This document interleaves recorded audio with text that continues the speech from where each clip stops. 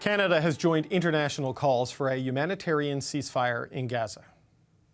In the face of an unfolding humanitarian catastrophe, we continue to call for a return to humanitarian pauses. We're going to keep participating in urgent international efforts towards a sustainable ceasefire. That's the Prime Minister there officially speaking the word ceasefire for the first time in relation to the Israel-Hamas conflict since this war began. This after Canada voted in favour of a ceasefire at the United Nations General Assembly. The move was a major shift for Canada, which is a long-standing practice of voting with Israel on similar UN resolutions or abstaining. For reaction to the ceasefire resolution, Mona Abuamara is Chief Representative of the Palestinian General Delegation to Canada, and she joins me now. Mona, it's good to see you again. Thank you for coming in. Good to see you, David. Were you surprised by this move yesterday when Canada did this? I can't say surprised, but was very content. We had an eventful week before the UN resolution vote. We had a delegation come on Saturday that emerged from the Islamic and Arab League for the meeting summit, with Melanie Joly and the Prime Minister. And the Prime Minister, right? Yes. It was a very good conversation. And what came after, it was the logical explanation to the meetings and to a future that we are looking for right now. Were those countries, was the Palestinian Authority ambassador, or foreign minister, excuse me, I believe it was, given an indication at this meeting that Canada would be doing this? No. It was just that we felt that the future that we will see would include more of like the implementation of this two-state solution more than just to talk about it. And that was just natural to come out and see that Canada is moving towards something that would achieve that as a step. So what do you make of this development and its meaning and its potential impact? Because Canada had abstained last time because there was no condemnation of Hamas in the resolution. There was no condemnation for Hamas in this resolution yesterday, though they did support an amendment to put it in. Yeah. But they still did it, along with a lot of NATO countries, G7 countries, Five Eyes countries. That's why I'm telling you that it was a natural transformation after a lot of meetings that Canada and all of those countries had, and the summit and the meeting with the ministers. Canada, I don't think that Canada's stand changed. And that's why I feel that all the things that are coming now out against the Prime Minister or the Foreign Minister, as if their whole outlook on this thing changed. And I can tell you, as a Palestinian, that's not the case. Well, they had not called for a ceasefire until yesterday. They had called for a humanitarian pause to allow for hostage exchanges, for example, but they seem to have gone further in my read of it. Do you not see it that way? Exactly. But that, to go forward, because what was before is a way to be stuck. We see Israel's aggression to be torturous and inhumane in its nature, and it puts all of those countries, especially liberal democracies, in this place where they can't defend support to the outcome, as you said during your interview about the indiscriminate bombing. Right. Because as of now, we have more than 20,000, and if you count the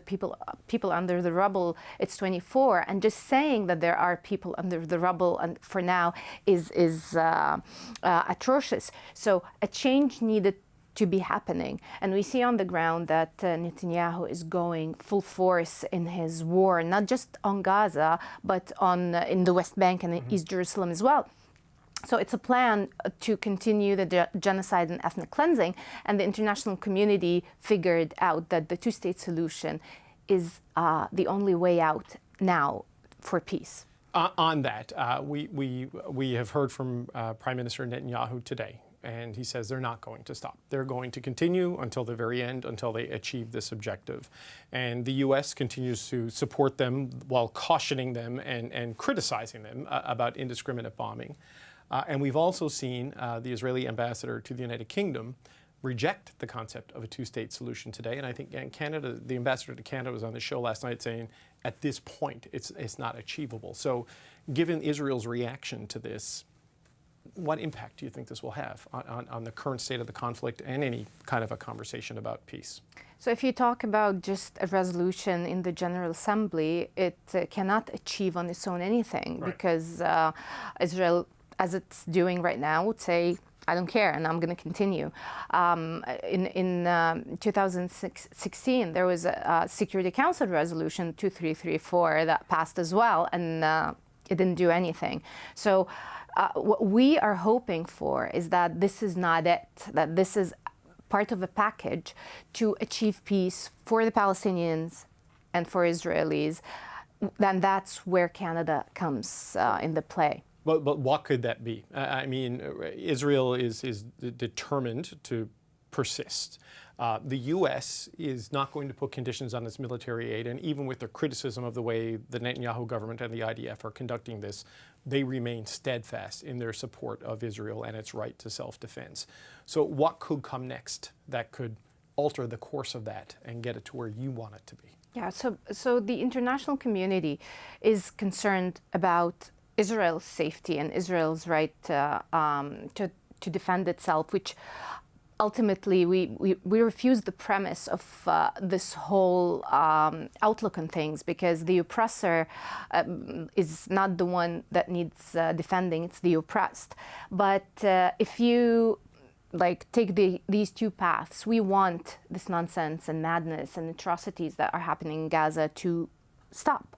And if we can get there, because the international community is realizing that this war is causing Israel more pain than the security that they care about, then let it be. And that's what we're hearing on the international sphere, that Israel has tried to bring security through war throughout modern history, and it did not achieve that. So maybe peace now and just accountability will do it. Peace takes equal partners, and that's part of the challenge that Israel and supporters of Israel lay on the table.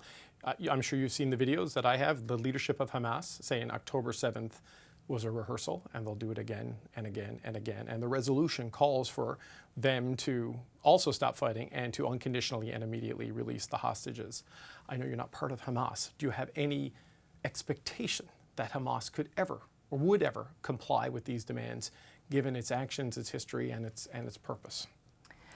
David, it's you're saying that they're saying Hamas said and Hamas did, and then partners. Hamas is not part of the government. Understood. It's not part of the PLO, which represents the Palestinian people. So when Israel comes and says that it doesn't have a partner, that's another excuse. It had that a long time ago, for a long time, to not actually move on within the peace process until it lost its edge and nobody believed in it anymore, and that's because it was talking about the Hamas and Fatah being against each other, and that any leadership is not speaking for everyone. So they wanted a leader to speak for Hamas at that point, and now Israel is saying this will happen by Hamas, but the leadership is not Hamas, so the leadership is the partner that sits on the table. That. But Hamas is nominally the target of the military operation, and the resolution and Canada's position, as articulated by the Prime Minister and the Foreign Minister, is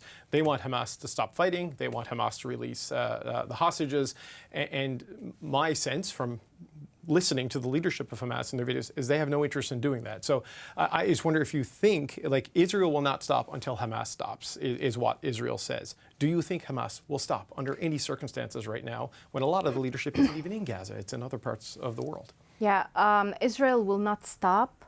It's not about Hamas, it's not about any other organization, it's not about anything Palestinian. Israel won't stop because Israel is an occupation that wants to continue its plan. And its plan is not in Gaza alone. We forget what's happening in the West Bank. The settlers are pushing people, they're scaring them and asking them to leave to Jordan. We have the leadership in Israel saying that anything would happen, we are ready to do what we're doing in Gaza in West Bank. So this war is existential. It's on the existential right of being a Palestinian. I understand the long and difficult history of this, and Canada, the United States, and others have criticized the Netanyahu government for what Canada and the U.S. have called extremist settlers in the West Bank. But the ceasefire resolution is specific to the ongoing conflict in Gaza.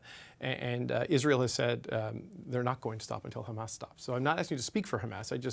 Your opinion of it as someone far more versed in the reality of that part of the world than I am, if you think they could do that or would do that, because it seems to me they will not, that they want to persist. As you said, I can't speak for them, but what I expect is this resolution talking about giving life to people who are under this slaughter, genocide, and ethnic cleansing for 68 days.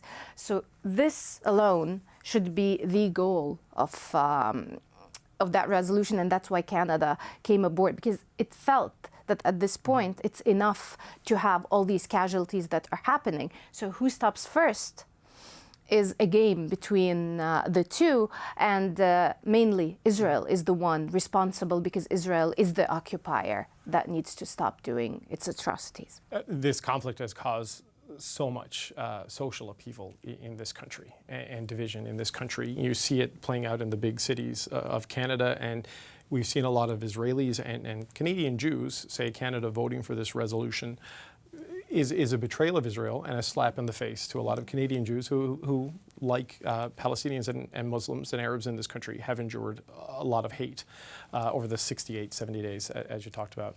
How do you think Canada's decision to do this will affect things here in terms of what you're seeing and the people you're speaking with in your community? So I think that if the most important part, the thing that would bring a better future is not just stop at this resolution. And I don't think that the Canadian leadership decided to just vote yes to this and then leave the sphere. It has, for sure, and I'm sure, a bigger picture on this. And for me, I'm telling you, it's the first time that I come and I say there is hope in finding a solution, because when you communicate and when you try to figure things out on the ground, people understand that you're doing it for the betterment for everybody, and you're not standing in each time with one side. This resolution has nothing to do with Canada's stance on Israel. It has all to do with protecting the lives of innocents that are dying right now, they're being killed and murdered. So for the people, I know I have my own community and they're passionate about what they want from Canada, and I know the Israeli community as well has shown that. But I want to tell you something. There's a problem with conflicting the Palestinian cause, just cause, as something against the Jews and the Jewish community, and that has been going on. It's a miscommunication, misinformation that brings more problem than it solves in this situation. It's not, our cause is not religious. Our cause is purely for liberation from occupation and apartheid. And if our occupier oppressor were to be Christian or Muslim, we will still be in the same place and requesting to the international community to help and take its responsibilities.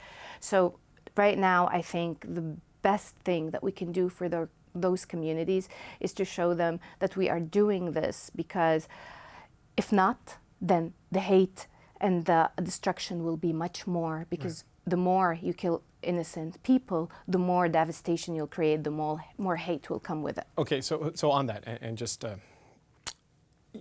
you say that, and I believe you when you say that to me. We know Hamas has in its founding articles the elimination of the State of Israel and essentially genocidal principles against the Jews. We do hear chants and protests from the river to the sea that a lot of supporters of Israel, interpret as genocidal, because these are the origin of that phrase is not as a lot of people explain it today. So, given that context, how do you get to a peace here if that is the founding principles of an organization like Hamas that has vowed to continue fighting no matter what? A couple of things to unpack. We are at this point, we're not really looking for peace per se. Palestinians are looking for justice.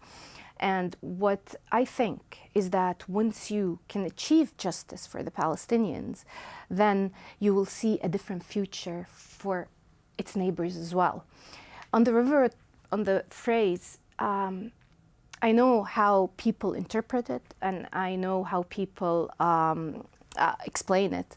But David, these are people who are saying it in demonstrations, but Netanyahu came to the UN and put a whole map in blue saying that this is Israel. So Netanyahu wiped out everything of our existence, and the world is not talking about it, but they're talking about these people who are chanting for their freedom and rights.